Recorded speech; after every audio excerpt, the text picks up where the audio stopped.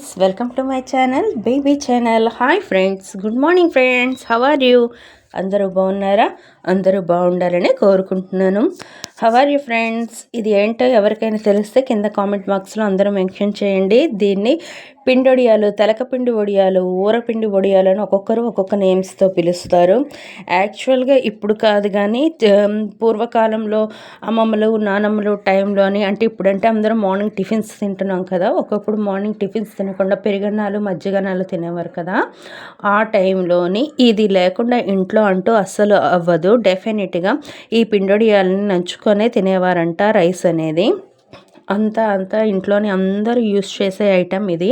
చాలామందికి తెలిసే ఉంటుంది. ఇది ఉత్తరాంధ్రలోని అయితే మాత్రం చాలా ఫేమస్. ఉత్తరాంధ్రలో డెఫినెట్గా ఇప్పటికీ అందరూ యూస్ చేస్తూ ఉంటారు. కానీ దీని ప్రాసెస్ అయితే మాత్రం కొంచెం డిఫికల్ట్. ప్రాసెస్ అనేది చేయడం వచ్చిందంటే కనుక అందరూ దీన్ని చాలా టేస్టీగా చేసుకోవచ్చు. దీనికోసం అని చెప్పి నువ్వులు ఆడించినటువంటి తర్వాత ఉన్నటువంటి వేస్ట్ అనేది ఉంటుంది కదా, నువ్వుల పిండి, ఆ పిండిని తీసుకొని వాటర్లో నానపెట్టాలి. నానపెట్టేసిన తర్వాత ఇదిగోండి చూడండి, ఈ విధంగా అది అవుతుంది కదా.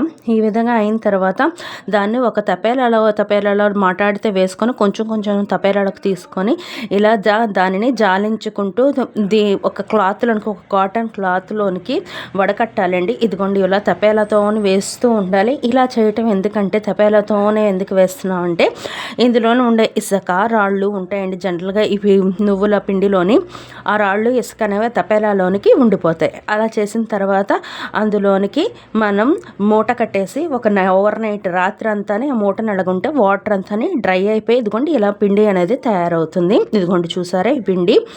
మనం దాన్ని గట్టిగా కట్టేసి దాని మీద ఒక బరువు పెట్టాలి. వెయిట్ పెడితే వాటర్ అంతా బయటకు వెళ్ళిపోయి ముద్దలా తయారవుతుంది. నెక్స్ట్ డేకి ఒక కేక్లా తయారవుతుంది. నెక్స్ట్ మార్నింగ్ అది తీసేసుకొని దానిలోకి ఇదిగోండి కొంచెం సాల్ట్, మీకు కావాల్సినంత సాల్ట్ వేసుకోండి. అండ్ కారం, పొడి కారం అండి ఇది.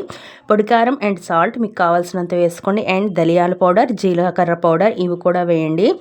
చాలామంది అయితే ఐటమ్స్ ఇందులోని ఎక్కువగా యాడ్ చేయరు. ఒత్తినే ఉప్పు, కారం అండ్ ధనియా జీరా పౌడర్ వరకే వేస్తారు. అవి కాకుండా కూడా ఎక్స్ట్రా ఐటమ్స్ ఇదిగోండి నేను ఇందులో వేస్తున్నాను. వాము అనేది చాలామంది ఇందులో యాడ్ చేయరు. ఇంకొక 2-3 ఐటమ్స్ కూడా ఉన్నాయి. ఇదిగోండి పచ్చిమిర్చి పేస్ట్ అనేది అసలు ఎవరు వేయరు. ఓన్లీ కారాన్ని యాడ్ చేస్తారు. నేను ఇందులో వేస్తున్నా. ఇదిగోండి పచ్చిమిర్చి పేస్ట్ వేస్తేనే దీనికి అసలైన టేస్ట్ అండ్ ఫ్లేవర్ వస్తుంది. మీరు కూడా ఇది యాడ్ చేయండి. నెక్స్ట్ ఇందులో నేను వేసుకున్నాను అండ్ తెల్లుల్లిపాయల్ని కచ్చాపచ్చాగా నేను మిక్స్ చేసుకొని దంచుకొని వేసుకున్నానండి. నెక్స్ట్ వేస్తున్న నిమ్మకాయ జ్యూస్ కూడా చాలామంది ఇందులో వేయడానికి తక్కువగా వేస్తారు. నేను నిమ్మకాయ జ్యూస్ అండ్ కచ్చాపచ్చాగా దంచుకున్న తెల్లుల్లిపాయలు కూడా యాడ్ చేస్తున్నాను. నిమ్మకాయ జ్యూస్ అనేది డెఫినెట్గా వేయాలి ఇందులో. అండ్ ఇదంతా ఇలా మిక్స్ చేసిన తర్వాత ఇందులో నిమ్మకాయలది చెట్టు ఆకులు ఉంటాయి కదండి, అవి కూడా ఇందులో పెట్టాలి. మనం తర్వాత నెక్స్ట్ డేకి ఎప్పుడైనా ఆకులు తీసేయచ్చు, కానీ ఆకులు కొన్న ఫ్లేవర్ అనేది దీనికి బట్టి టేస్ట్ అనేది చాలా బాగుంటుంది. ఇప్పుడు ఇవన్నీ వేసేసాం కదా, దీన్ని చక్కగా మిక్స్ చేసేసుకుందాం. ఈ వడియాల కంటే కూడా ఈ ముద్ద ఉంటుంది కదండి, పేస్ట్ అనేది టేస్ట్ చాలా బాగుంటుంది. చాలామందికి ఇది నచ్చుతుంది. మధ్యాహ్నం ఆఫ్టర్నూన్ మనం లంచ్ చేసేటప్పుడు కూడా పెరుగన్నం మజ్జిగన్నం తింటాం కదా, దానికి కూడా డెఫినెట్గా ఇది చాలామంది తింటారు. కాకపోతే ఈ ప్రాసెస్ అనేది కొంచెం ఎక్కువ ప్రాసెస్ కాబట్టి ఇప్పుడు ఈ కాలంలో అయితే ఎవ్వరు చేయట్లేదు. అమ్మమ్మలు నానమ్మలు అయితే డైలీ ఇది చేయాల్సిందే, తినాల్సిందే. ఇవి ఇంట్లో ఉండకుండా ఇవి కానీ మామిడి వరుగులు కానీ ఇలాంటి ఐటమ్స్ అందరి ఇళ్లలో ఒకప్పుడు ఉండేవి.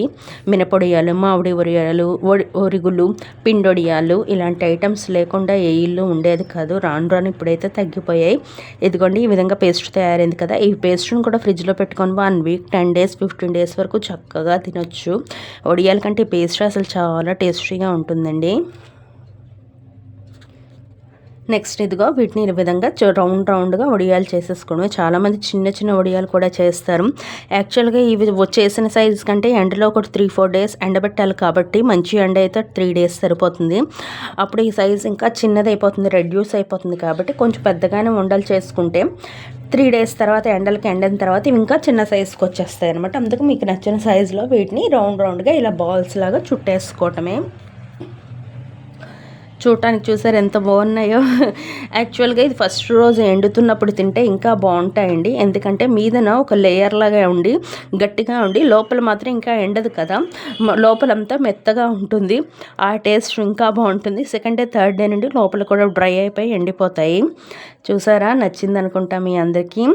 నచ్చిందంటే మీరు కూడా డెఫినెట్గా మీ అందరికీ తెలుసో లేదో చెప్పండి, లైక్ చేయండి, షేర్ చేయండి, సబ్స్క్రైబ్ చేయండి, అండ్ హైప్ పాయింట్ డెఫినెట్గా ఇవ్వండి. Like, share and hype point ఇవ్వండి. Thank you friends, thank you.